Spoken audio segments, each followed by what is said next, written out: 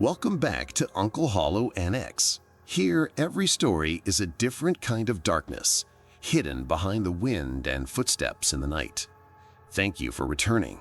Now, sit back, listen, and let me open a door into a world not meant for the faint of heart. She heard it once, right behind her ear. "Sweetheart, let me ride with you." She turned. No one. Minutes later, she crashed headfirst into a concrete divider at 80 kilometers per hour. But that wasn't the scariest part. The scariest part was he followed her home. Narin wasn't scared of much. At just 22, she had ridden her Yamaha Aerox through Bangkok's wildest backstreets, darted past tuk-tuks and rush hour, and once even outran a security guard at a mall parking garage after accidentally knocking over a cone. She was the kind of girl who would order the spiciest samtam just to prove a point. Kawin, her 24-year-old boyfriend, was quieter. He was a bike guy, the kind who knew every inch of his machine. His motorbike wasn't just a ride, it was a beast. Loud, powerful, borderline illegal with its modified exhaust pipe and custom bodywork. To Narin, the rumble of his bike was the sound of freedom and youth. That weekend, they decided to escape the city heat and head down south, just the two of them. It wasn't the first time they took this trip, but it would be the last time it felt normal. Before we go any further, comment where in the world you're watching from and make sure to subscribe because tomorrow's story is one you don't want to miss. They took the long road to the coast, avoiding the major highways.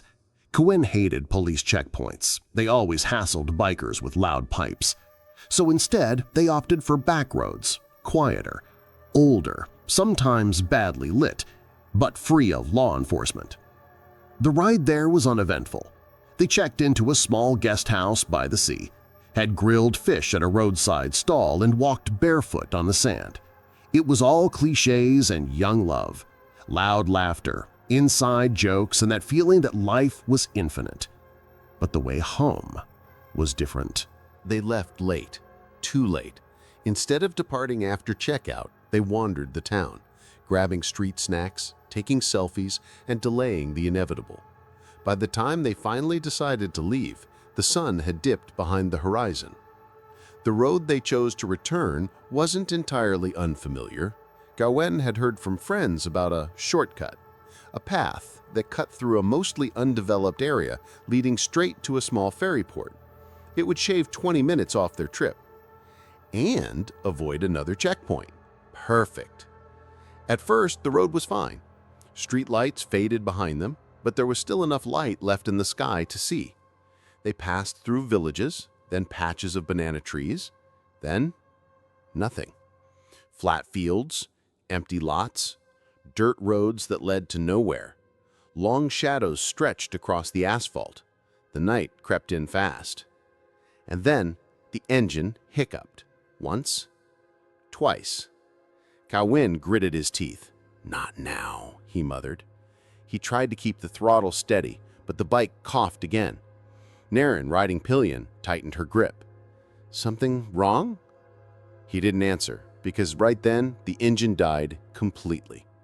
They rolled to a stop in the middle of nowhere. No houses, no lights, just a broken bike, a dark road, and an overwhelming silence that didn't belong in a country known for its noise. "This way's faster," Kawin said as they turned off the main road. "Trust me." Narin didn't argue. She rarely did when it came to bikes. He knew the roads better than she did, and anyway, the sky was still holding on to its last bit of gold and violet. How bad could it be? But something shifted the moment they left the pavement. The smooth blacktop gave way to a rougher surface, part gravel, part worn-out asphalt with cracks like spiderwebs. The houses grew sparser, first every 100 meters, then none at all. Streetlights vanished completely. The only illumination came from their bike's headlamp and the dull glow of the evening sky, fast darkening. Still, they pressed on. Tall grass lined both sides of the road. In the distance, the occasional flash of metal hinted at fences, maybe construction zones or abandoned projects. Some areas looked like planned developments that had been abandoned halfway. No one lived here. Not anymore. The silence was startling. Bangkok had taught Narin to live with constant noise, traffic, chatter, vendors, sirens. But here, her own breath sounded loud inside her helmet. The roar of Ka Win's modified exhaust, usually thrilling, now felt jarring and too sharp against the quiet. "Are we almost there?" she asked, raising her voice over the engine. He didn't answer. Then he said, "About 10 kilometers, maybe less." She checked his phone, still mounted on the GPS cradle. The blue dot blinked on an empty stretch of gray. No nearby buildings, no restaurants, no markers. Just a line. Just a road. The air felt thick. Even the temperature seemed to drop. A minute passed. 2. 5. Then, a noise. Not from the woods. Not an animal. From the bike. The engine sputtered. Ka Win gritted his teeth. "What was that?" Narin asked, her grip tightening. He didn't answer. The bike stuttered again. The power dipped, surged, then dipped again. And then, silence. Complete silence. The engine cut off. They rolled forward a few meters before the momentum gave out, and the bike rolled to a stop.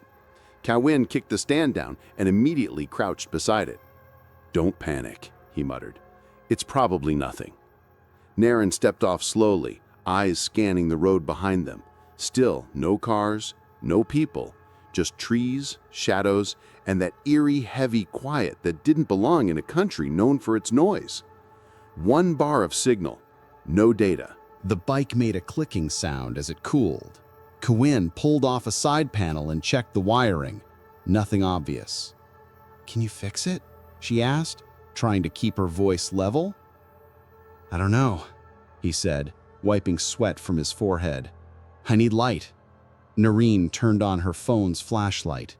The beam cut through the dusk, casting long shadows across the gravel.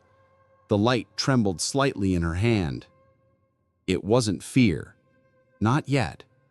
It was the kind of tension that builds in the bones, like your body knows something before your mind does. They stood there for a moment, surrounded by nothing but overgrown grass and the hum of insects. Then Ka Win said something that made her stomach drop. "This doesn't make sense. I just tuned it last week. Full tank, new oil. It shouldn't die like this." Narin didn't respond. She didn't want to ask the next question, but she did anyway. "What do we do?" He sighed, stood up, and looked down the road. "We push." And so they did. Ka Win grabbed the handlebars and leaned into the weight. Narin, behind him, placed her hands on the cold metal frame. The tires rolled slowly, reluctantly. Every few steps, the uneven road caught the wheels. Gravel crunched beneath their shoes. They walked in silence. Narin tried to distract herself by watching the stars emerge above the treetops, but her eyes kept returning to the roadside ditches, those long, dark trenches carved beside the asphalt, filled with weeds, water, and debris. She kept imagining movement there, not animals, not wind, something else. They passed a dead tree, gnarled and leafless, silhouetted against the sky like a crooked hand. The road stretched endlessly ahead. "Wait," Ka Win said suddenly. They stopped. He stepped forward, then crouched again. Narin leaned closer. "Something's leaking. Maybe the fuel line." He shook his head, stood up, and wiped his hands on his jeans. Narin could see the frustration in his jaw, but underneath that, something else. Worry. "We're not going to make it like this." "So?" He looked around. "We look for help." She followed his gaze. Nothing but empty land, ghost buildings in the distance, and those ditches running along both sides of the road like open mouths. Her phone buzzed in her pocket.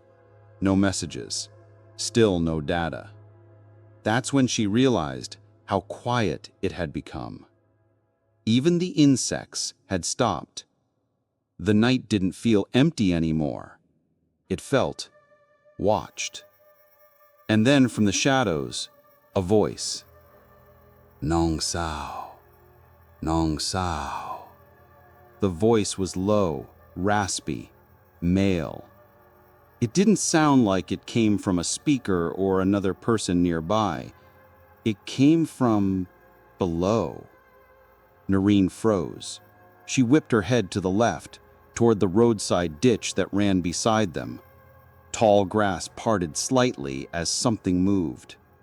Out from the darkness, a hand appeared, gripping the edge of the ditch wall. Then another. A man pulled himself up slowly from the ditch, like he'd been climbing for hours. His skin looked dirty, scratched.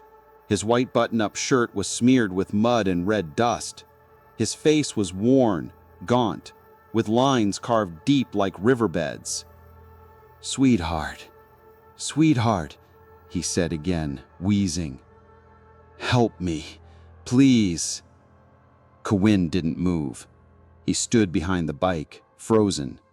Narin took a small step back. The man steadied himself at the edge of the road, wiping his hands on his pants, as if he were trying to act normal. But something was wrong. He wasn't limping. He wasn't panicked like someone who had just survived a crash. He was too calm. And his eyes, they weren't looking at both of them, only at Narin. "Bike's gone.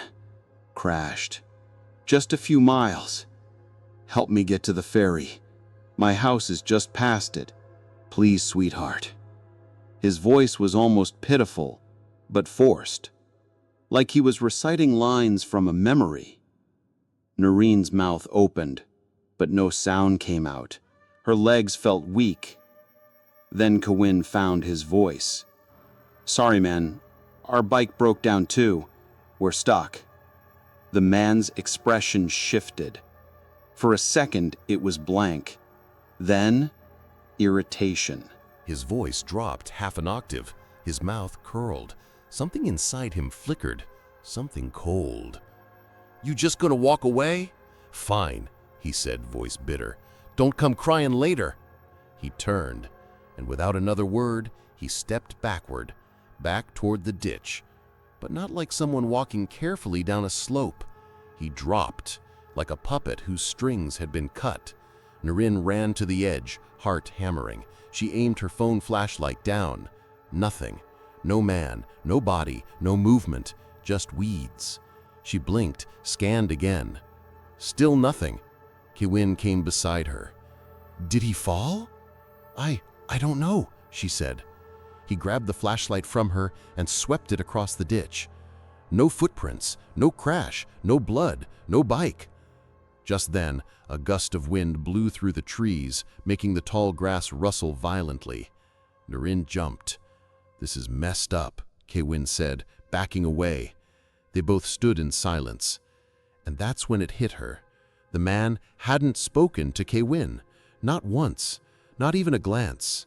He had looked at her the whole time, as if Kawin wasn't there at all. She shivered. "Let's go," Kawin muttered. "I don't care. We push. We keep going." Narin nodded, still staring at the ditch. She thought she saw movement again, a shape in the shadows. But when she blinked, it was gone. Weeks passed. Narin didn't talk about the man in the ditch, not to Kawin, not to her friends, not even to herself. She told herself it was stress, a hallucination. They were tired, the road was dark. That's all. They didn't take that route again, not until months later, when Narin went with her mother to visit a family friend near the same coastal town. This time, she didn't plan to go through the shortcut. She didn't plan anything at all. But fate did. Her mother drank a little too much with her friends, just a few beers, but enough to slur her speech and lose confidence on the road. She told Narin, "Take my scooter, go home first, I'll get a ride later." It sounded simple. The trip was short. Mid-afternoon traffic had died down. The air was crisp. Her mom's Honda Click purred gently beneath her. But as she left the house, her phone buzzed. Kewin. Hey, where are you? I'm in Bang Pli. You? Just leaving my mom's friend's place in Bong Bo. You're near the old ferry road. Yeah. Wait for me. I'll ride with you. And just like that, the course was set. Again. They met halfway, Narin on the Click, Kewin on his familiar loud bike. His engine still growled like a beast. The smell of oil and smoke filled the air. He smiled, handed her a cold green tea. Ready? They started off, Kewin in front, Narin followed closely behind. At first, it was just a road, a quiet road, a road she had taken before. Then, like a switch, everything changed. The fields around her darkened, the wind picked up, her eyes stung from dust. The trees swayed like they were whispering secrets to each other. And then, the voice, clear, just behind her ear. Sweetheart, just a ride. Help me. She almost dropped the bike. She turned her head instinctively. Nothing, just empty road. But the voice came again, louder, clearer. Sweetheart, don't leave me. Narin screamed, but the wind swallowed it. She twisted the throttle. The small Click engine whined. 60 kilometers an hour, 70, 80. The voice didn't fade. It clung to her, crawled up her spine. She couldn't hear Kewin's bike anymore, couldn't hear the road, only the voice. Don't leave me! Don't leave me! Don't leave me! She looked over her shoulder and saw him, the man, running. No, floating. Hands reaching, eyes locked on hers. His mouth didn't move, but she heard the words in her skull like a siren. You owe me. She turned back, heart pounding, and then, bang, everything went black. When she woke up, the world was sideways. Pain screamed in her leg. Her lips were sticky with blood. She was lying on the side of the road. People were shouting. Her helmet was cracked. The scooter was embedded in a concrete divider, the ones they used to split lanes near the ferry. Kewin was holding her.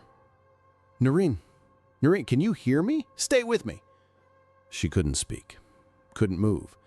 But inside her head, the voice still whispered, next time, don't run. The hospital said she was lucky. A cracked rib, a torn ligament in her knee, some nasty bruises, but no internal bleeding, no brain trauma, no broken spine. The kind of luck you don't walk away from. You're carried. And Narin was. Carried from the road, carried into the ER, carried home by Kewin, who never left her side. He'd brought her rice porridge, made jokes to make her smile, sat by her bed until she fell asleep. But she didn't sleep. Not really. Because every time she closed her eyes, she saw the road, the man, the voice. 3 days after the crash, something changed. Kewin came by like always, with a bag of fruit and a rented movie on his tablet. But the moment he stepped into her room, she snapped. "Why are you here again?" she hissed. He blinked. "What?" I thought. "You don't have to babysit me, Kewin. I'm not dying." "I never said you were." "Then stop acting like my nurse." It wasn't just the words. It was the way she said them.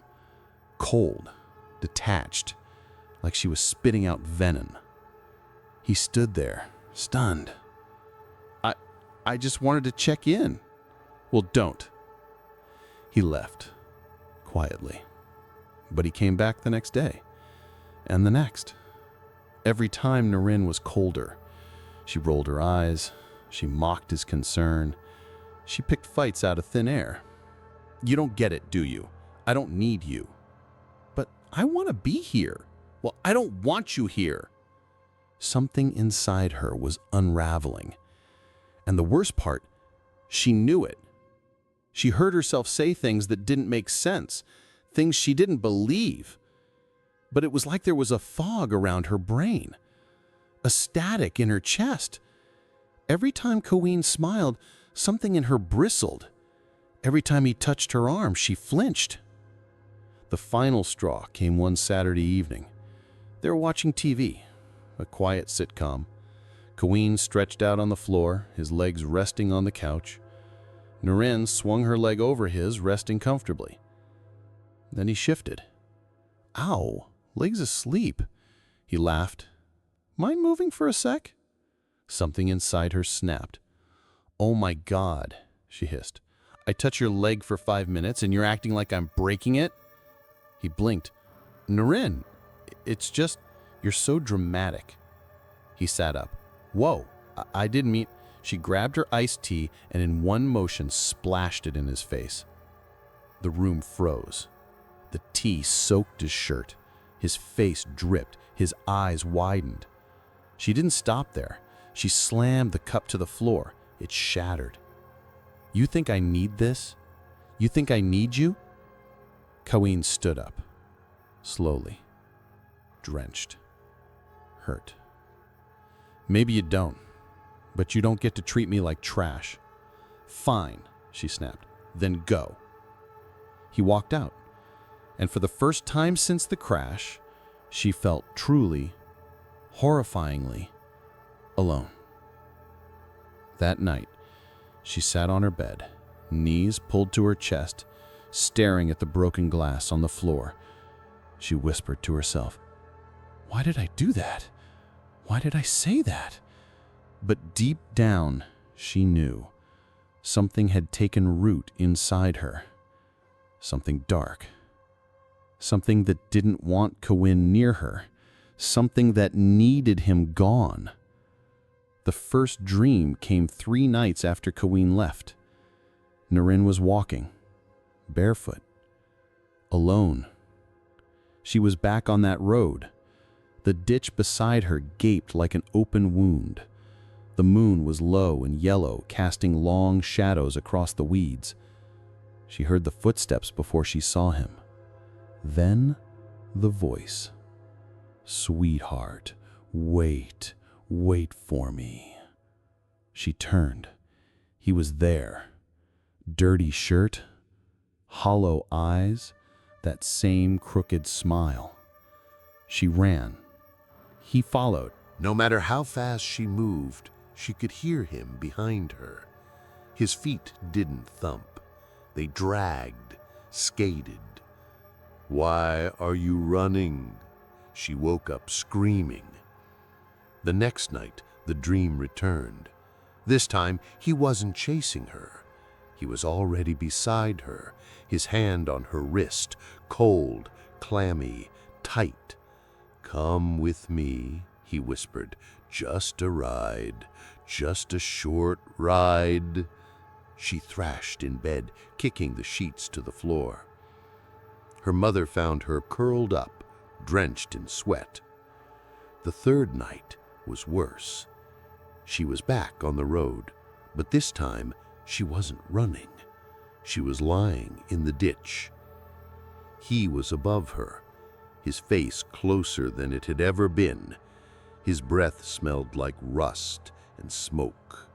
"You shouldn't have said no," he growled. His hands were on her, not in a way she could fight, not in a way she could wake up from. She woke up sobbing. Her skin felt wrong, like it didn't belong to her anymore.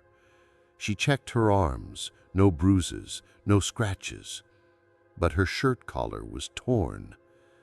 Had she done that in her sleep? Or she didn't want to know. The dreams continued, each one worse than the last. Some nights she'd wake up on the floor. Some nights with her blanket wrapped around her neck like a noose. One night she woke up standing in the hallway with no memory of getting out of bed. She stopped eating, stopped going outside. She didn't respond to friends, ignored texts, blocked Kaween again. Not because she hated him, because something inside her told her, if he comes back, he'll die. Then, one morning, Her mother found her curled up in the living room, whispering the same phrase over and over. "Don't let him take me. Don't let him take me." That's when they decided they needed help, real help. Not a doctor, not a hospital, but someone who could deal with this. He didn't live in a temple. The man Narin's mother brought her to lived on the edge of a canal outside Bangkok, in a small stilted house painted white and gold. The locals called him Achon Samchai, not quite a monk, not quite a shaman, but somewhere in between. People said he could see things others couldn't. Narin didn't want to be there. She sat cross-legged on the floor, arms crossed, eyes hollow.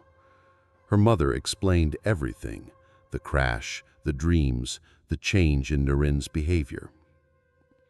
Achon Samchai just listened, nodding slowly.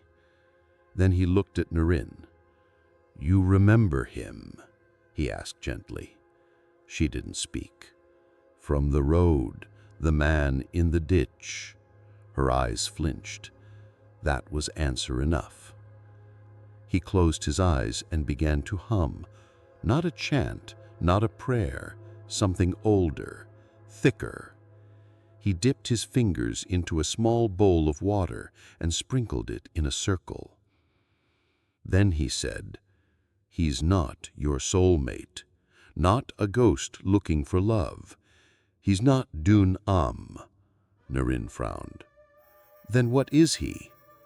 Samchai opened his eyes. "He's a soul that died badly on that road. No family, no burial, no one called his name. So his spirit clings to the last moment of life, needing recognition, needing release." "Why me?" she whispered. "Because you were the first to see him, the first to hear him. He thought you were willing." Narin shook her head. "But I didn't do anything." "You didn't help." Silence filled the room like smoke. Then the old man stood up.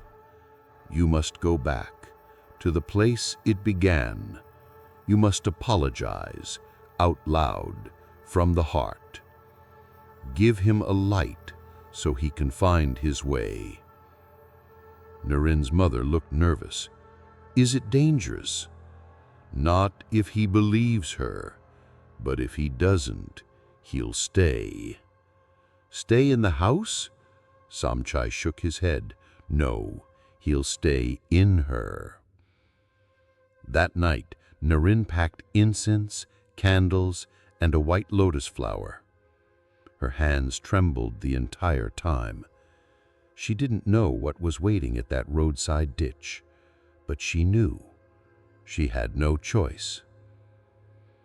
They returned in daylight, not morning, but late afternoon, when the shadows begin to stretch long and the light feels fragile. Narin rode behind her father on a borrowed motorbike. Her mother followed in a tuk-tuk with Kawin. Yes, Kawin came. He hadn't seen Narin in weeks. But when he heard from her mom what she'd been going through, what she was about to do, he insisted. He didn't say, "I told you so." He didn't ask for apologies. He just came. The road looked smaller in the daylight, not as terrifying, but still wrong, as if the land remembered. The ditch was still there, though overgrown, wild. Crickets chirped. A dog barked somewhere in the distance. But Narin knew the spot, not because of memory, but because of feeling. Her chest tightened as they approached it, like a hand pressing down from inside. Here, this is where he climbed out. They stopped. Her father placed the items down: a mat, a small tray, 3 sticks of incense, a white lotus, a plastic bottle of water. No monks, no rituals, just the simple, fragile act of saying sorry. Narin knelt on the mat. Kawin stood beside her, quiet. She lit the incense. The smoke curled upward, dancing like it was listening. She bowed 3 times, then whispered, "I'm sorry. I didn't understand. I was afraid. I didn't know you were lost." Her voice cracked. "I hope this helps you go where you need to go. I hope someone remembers you." The wind stirred. Not harsh, just a shift, a breeze from nowhere. It passed over her face, lifted the lotus petals slightly, and moved the incense smoke in a spiral. Her mother gasped softly. Kawin reached down, placed his hand over hers. No words, no ghosts, no cold chill, just a feeling like something had finally exhaled. They stayed until the incense burned out.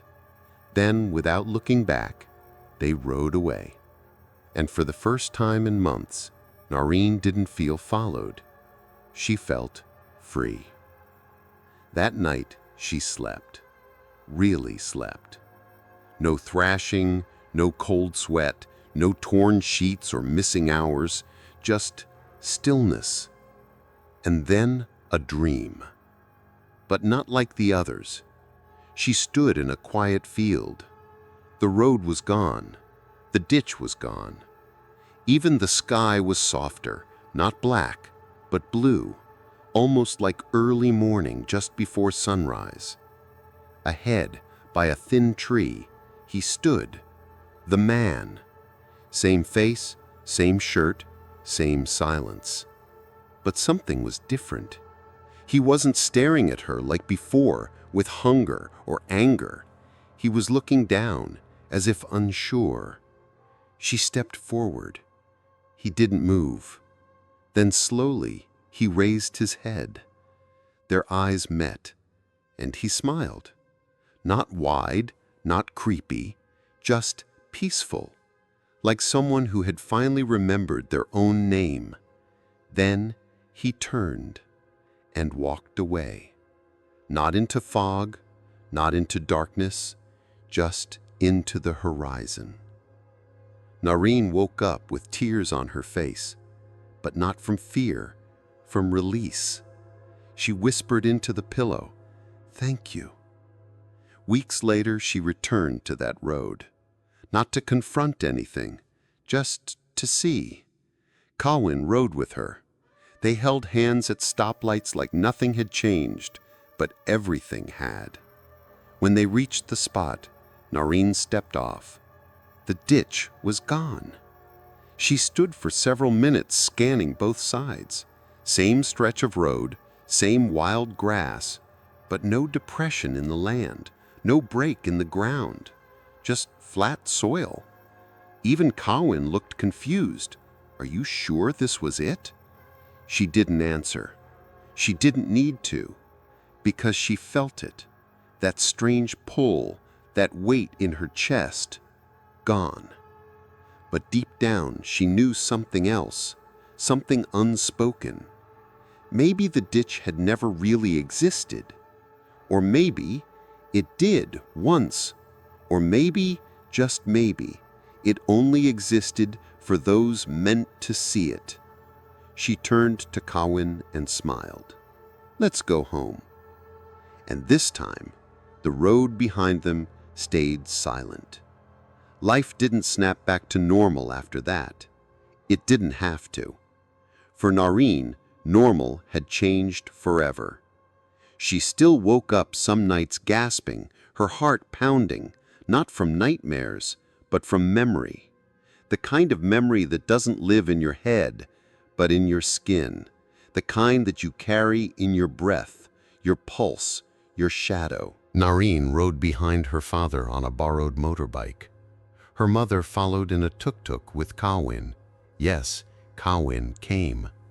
He hadn't seen Narin in weeks. But when he heard from her mom what she'd been going through, what she was about to do, he insisted. He didn't say, "I told you so." He didn't ask for apologies. He just came. The road looked smaller in the daylight, not as terrifying, but still wrong, as if the land remembered. The ditch was still there, though overgrown, wild. Crickets chirped. A dog barked somewhere in the distance. But Narin knew the spot, not because of memory, but because of feeling. Her chest tightened as they approached it, like a hand pressing down from inside. Here, this is where he climbed out. They stopped. Her father placed the items down: a mat, a small tray, 3 sticks of incense, a white lotus, a plastic bottle of water. No monks, no rituals, just the simple, fragile act of saying sorry. Narin knelt on the mat. Kawin stood beside her, quiet. She lit the incense.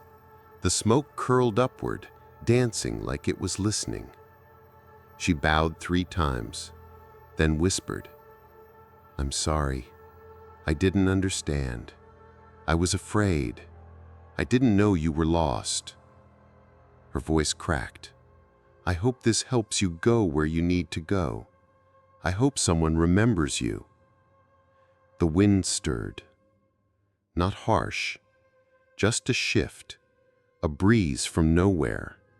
It passed over her face, lifted the lotus petals slightly, and moved the incense smoke in a spiral. Her mother gasped softly. Kawin reached down, placed his hand over hers. No words, no ghosts, no cold chill, just a feeling like something had finally exhaled. They stayed until the incense burned out. Then, without looking back, they rode away. And for the first time in months, Narin didn't feel followed. She felt free. That night, she slept. Really slept. No thrashing, no cold sweat, no torn sheets or missing hours, just stillness. And then a dream. But not like the others. She stood in a quiet field. The road was gone. The ditch was gone. Even the sky was softer, not black, but blue, almost like early morning just before sunrise. Ahead, by a thin tree, he stood, the man. Same face, same shirt, same silence. But something was different. He wasn't staring at her like before, with hunger or anger. He was looking down, as if unsure. She stepped forward. He didn't move. Then slowly, he raised his head. Their eyes met, and he smiled. Not wide, not creepy, just peaceful, like someone who had finally remembered their own name. Then he turned and walked away. Not into fog, not into darkness, just into the horizon. Narin woke up with tears on her face, but not from fear, from release. She whispered into the pillow, "Thank you." Weeks later, she returned to that road, not to confront anything, just to see. Kawin rode with her. They held hands at stoplights like nothing had changed, but everything had. When they reached the spot, Narin stepped off. The ditch was gone. She stood for several minutes scanning both sides.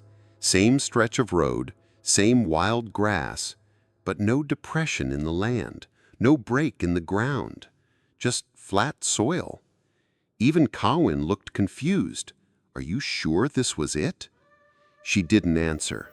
She didn't need to, because she felt it, that strange pull, that weight in her chest, gone. But deep down, she knew something else, something unspoken. Maybe the ditch had never really existed. Or maybe it did once. Or maybe, just maybe, it only existed for those meant to see it. She turned to Kawin and smiled. "Let's go home." And this time, the road behind them stayed silent. Life didn't snap back to normal after that. It didn't have to. For Narin, normal had changed forever. She still woke up some nights gasping, her heart pounding, not from nightmares, but from memory. The kind of memory that doesn't live in your head, but in your skin. The kind that you carry in your breath, your pulse, your shadow. But the dreams were gone. The voice was gone. And with them, the weight. She started going outside again, slowly at first. Trips to the market, then to cafes, then short rides on the scooter. With Kawin. Yes, he came back. Not right away, but after the roadside ceremony, he messaged her. "I heard you're sleeping better now. I'm glad." It started with a coffee, then a walk, then a ride. No arguments, no big speeches, just a shared silence, a knowing. Because love, real love, doesn't always need fixing. Sometimes it just needs time and space and something to fight for. One evening, while watching the sunset from a rooftop in Bangkok, Narin asked him, "Why did you come back?" Kawin shrugged, smiled, "Because I never really left." She didn't cry, but her fingers found his and held on tighter than they had in months. Some people asked if she made it up, if the dreams were just stress, the crash just an accident, the man a projection. She didn't argue, because some things aren't meant to be explained. Some things are meant to be felt. She never saw him again, not in dreams, not in ditches, but sometimes when the wind shifts a certain way, when the light hits the road just right, she still whispers, "I remember you." Not out of fear, but because memory, even the darkest kind, deserves dignity. And somewhere, far beyond what eyes can see or science can prove, maybe a man who died alone on a forgotten road is no longer alone. What if one small moment, one frightened choice, carried the weight of someone else's afterlife? This story isn't just about a ghost, it's about memory, regret, and the unseen consequences of silence. Narin didn't kill him, she didn't hurt anyone. All she did was look away when someone asked for help. But sometimes, even looking away can echo louder than a scream, especially when the one asking is already gone. We live in a world that moves fast. We ignore strangers. We numb ourselves to the pain of others. But souls, both living and dead, remember when they were seen, or not. Whether you believe in spirits or not, this story is a reminder. Be kind, even when it's inconvenient. Apologize, even when it's not your fault. And if something or someone keeps following you in your dreams, maybe they don't want revenge. Maybe they just want to be remembered. If this story gave you chills or made your heart ache just a little bit, do us a favor. Like, share, and subscribe so you don't miss what's coming next. Comment below. Have you ever seen someone on the road and felt like you should have stopped? Or do you believe, like Narin now does, that some souls just can't move on without closure? Let's talk about it in the comments.